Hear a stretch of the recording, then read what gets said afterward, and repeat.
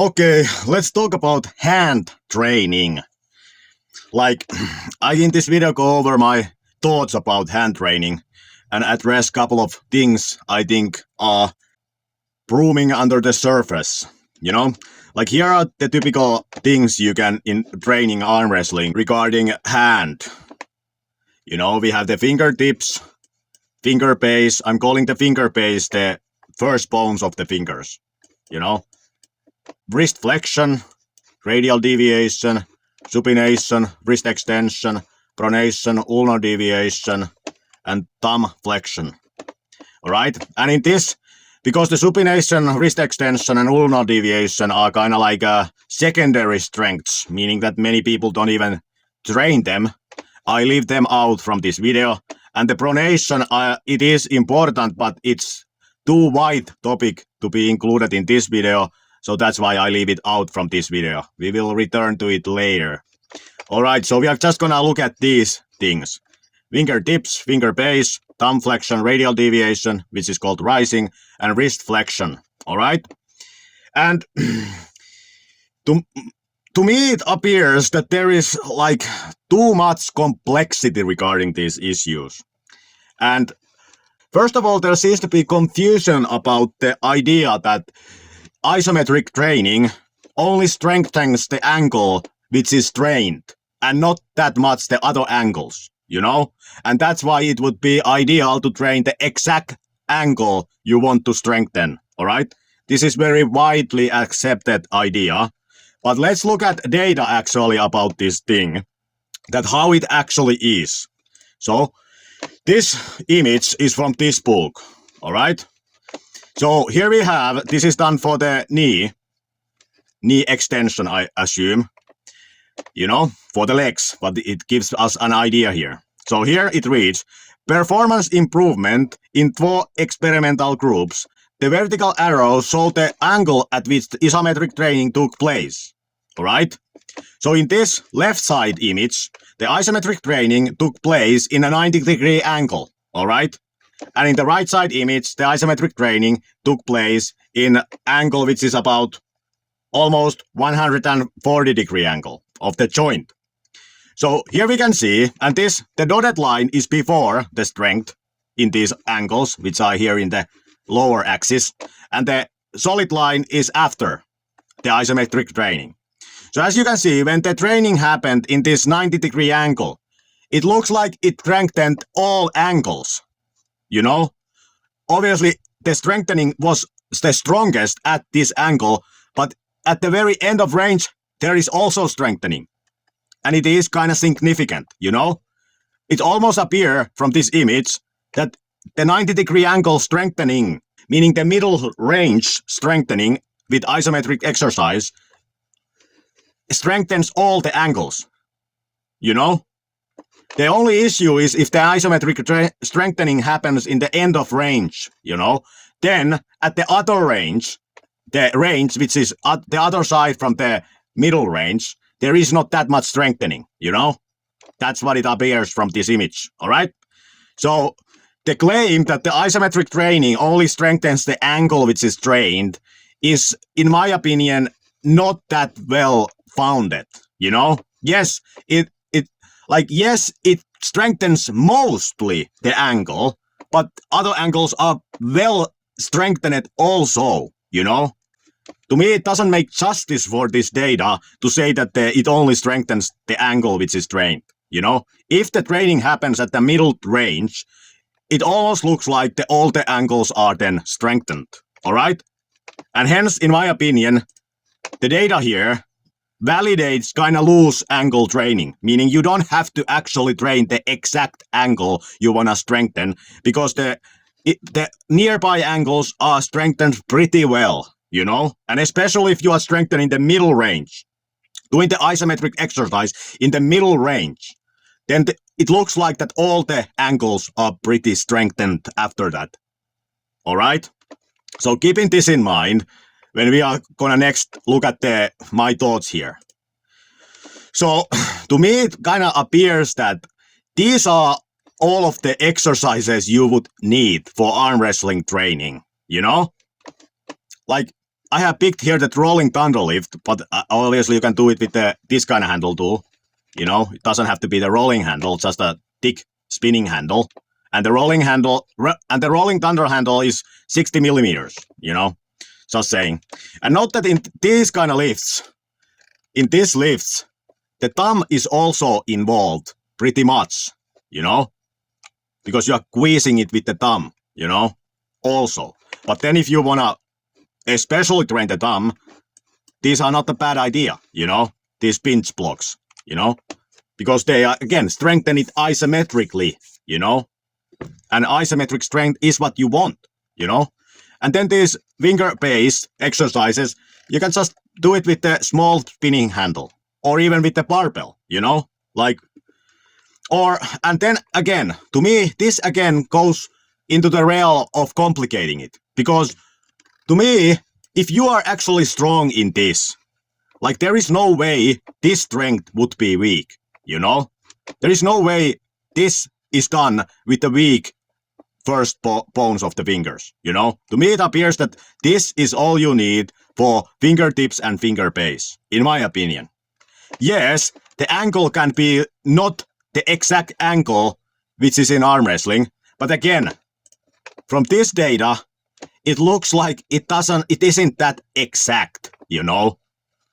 Like, the other angles are strengthened pretty well, you know? If you are choosing something which is in the middle range. The isometric exercise happens in the middle range. And then, I'm just mentioning here, there is nothing wrong, in my opinion, just using this Devon Larratt type rising exercise with the martial art belt. Like, it seems like it's all you need for the rising, in my opinion. And then the wrist flexion.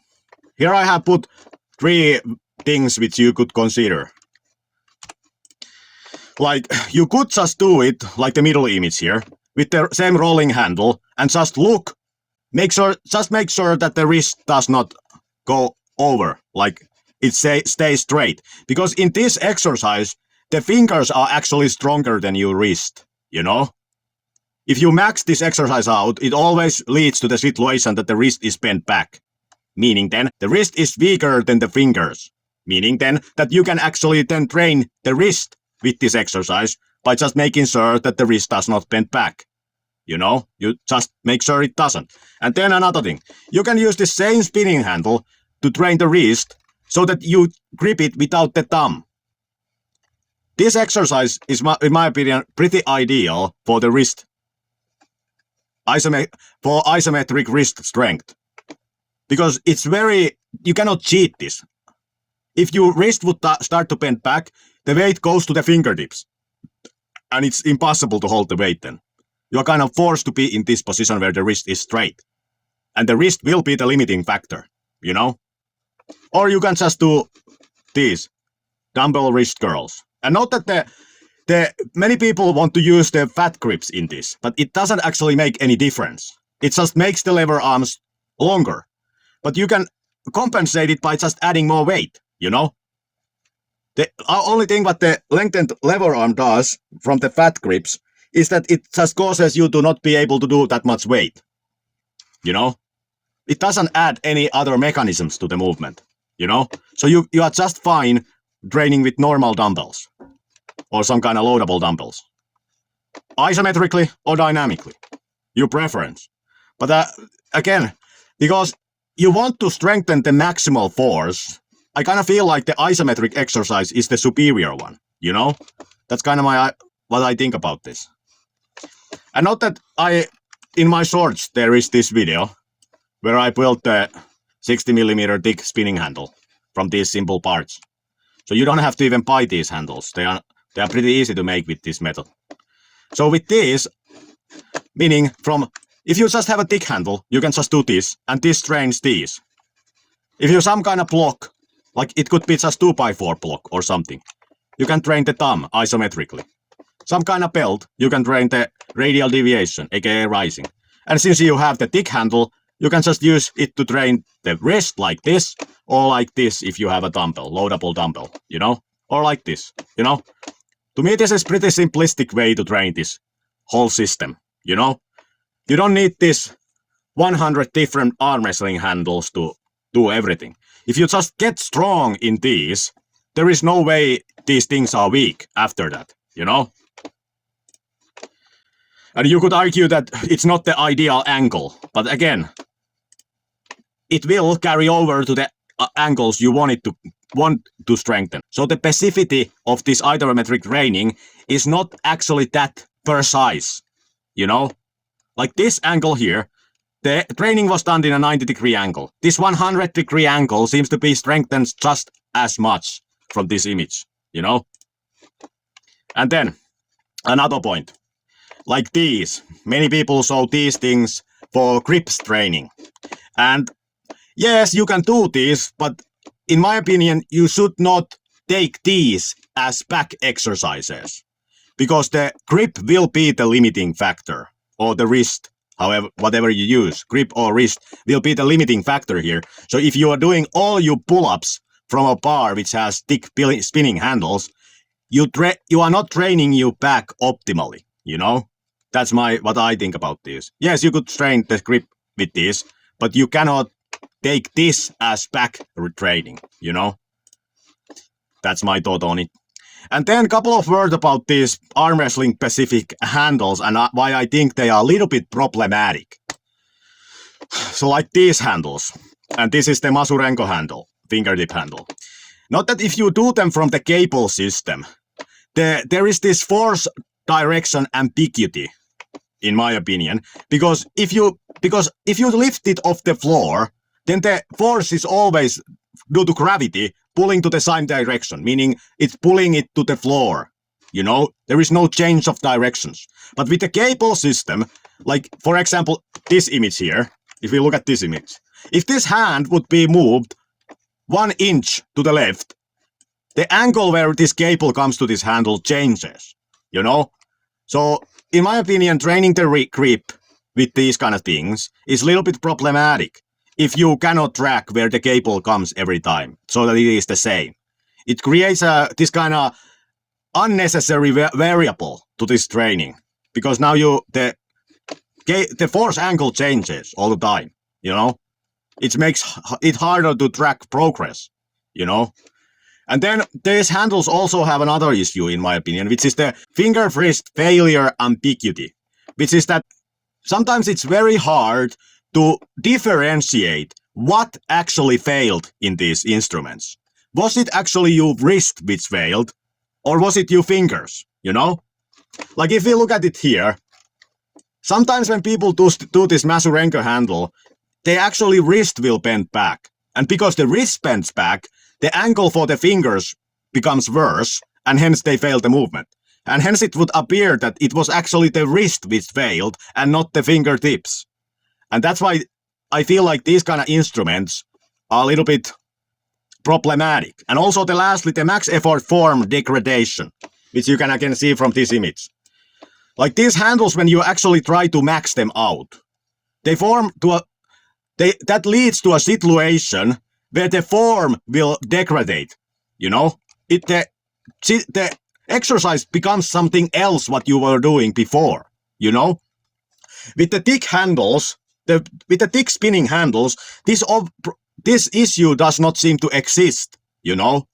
If you, for example, train the Rolling Thunder with whatever spinning handle, whatever spinning thick handle, if you fail it, you fail it. And you fail it with the same form you were doing previously with the lighter weights. But these handles, and especially the Masurenko handle, it looks like that in the failure with the max weights, there is some type of form degradation going on. Meaning that it's not just that you could do it and then you couldn't. It's that you could do it and then the form starts breaking down. And then like it leads to this weird type of situation that now you are in this kind of movement. And what is this? You know, the fingers are in a totally different position, you know, but they were in the starting position, you know. So I feel like these kind of handles are a little bit problematic, you know, because they have so much ambiguity and this type of ambiguity regarding the failure mechanisms and the form degradation and stuff like that when you actually using them to train the maximal weights, which you are going to use because if you want to get strong, you have to sometimes use heavy weights. You cannot always just pump your muscles with them, you know? So in my opinion, these kind of solutions are a little bit problematic, you know, due to these reasons. And then the wrist wrench. Couple of points about the wrist wrench. If you actually look when people max out the wrist wrench, like clips in the internet, they always end up in a situation when their wrist is bent back, you know? The wrist always ends up being bent back in the wrist wrench when you are maxing it out, you know? So again, we have the same type of issue with the form degradation we had with those other instruments. And due to this reason, I feel like the wrist wrench is a little bit problematic training tool for the hand strengths, you know? And then it leads to the situation that now you have to form police it, you know? Which is not the case with this exercise where you have just a thick handle and you lift it without the thumb, you know? Because if the wrist here starts to bend back, the weight goes to the fingertips and you cannot hold it with the fingertips. You will just fail it when the wrist fails it, you know? There is clear failure in this exercise. And you can see it was the wrist which failed, you know, every time. With this, you can kind of grip it like this with the thumb and fingers. It leads to the situation that actually the wrist can be bent back and you can still lift the weight, you know? This kind of leads to now you have to form police it. And then you could say that you can do the wrist wrench also without the thumb. But then this also has an issue because there is the friction issue. That if you compare this wrist wrench without the thumb to the spinning handle without the thumb, you can notice that the difference here is that this handle tries to spin in your hand, you know? So you need to clamp it down with the fingers so that it doesn't spin, which is then good fingertip straining, but it leads to this situation that now you have an additional variable in this, which is the friction between the hand and the handle, you know? If you one day could lift more with this than the other day, was it because you got stronger or was it because there was just more friction between your hand and the handle, you know? So it creates this friction variable into this, you know, which is not so much in this solution because this doesn't rely on friction so much because you're actually holding the handle from the bottom of it and it doesn't try to spin in your hand, you know? So again, the wrist wrench, in my opinion, have a little bit issues, you know, and for that reason, I don't consider it better than this. I consider this better than the wrist wrench, you know, due to these reasons. So these were my points on the hand training in arm wrestling. Like, and another point also, which I might add here, is that many times people have like more than 10 different exercises for only the wrist flexion, you know? Like, consider that thought that you are doing 10 different exercises for the wrist flexion. Like in what other exercise are you doing that? Like when you train bench press with an attempt to train your chest, do you do after that dumbbell bench press, then switch bar bench press, then stop bench press, then block bench press, then pinch bench press, you know? Then narrow grip bench press, you know? Do you do that with anything else than the wrist flexion, you know? Because to me it just seems like there is some guesswork about this wrist flexion training if you need to do 10 different exercises for it. To me it just seems like you should just pick the exercise which you think is the good exercise, maybe some of these. And I'm not saying here that my opinion here would be the absolute truth. I'm just sharing my thoughts here. You are free to disagree with me here, you know? But for me, it would appear that you could just choose one of the wrist flexion exercise and then just focusing getting strong at it instead of trying to figure out some magic exercise. Because these all will target the wrist flexion, you know? If you get strong in these, your wrist flexion will be strong, you know? So you don't need 10 different wrist flexion exercises. You just need one which you like and which trains the wrist flexion, and then you need to get strong at it, you know? That is the secret.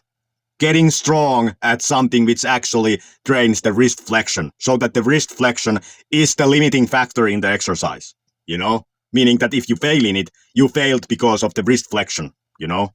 All right, these were my thoughts on the hand training in arm wrestling, you know? Just sharing my opinions here. And again, we come back to the pronation maybe later. Okay, if you disagree with something, write a comment and let's talk about it. Okay, subscribe, like the video, bye.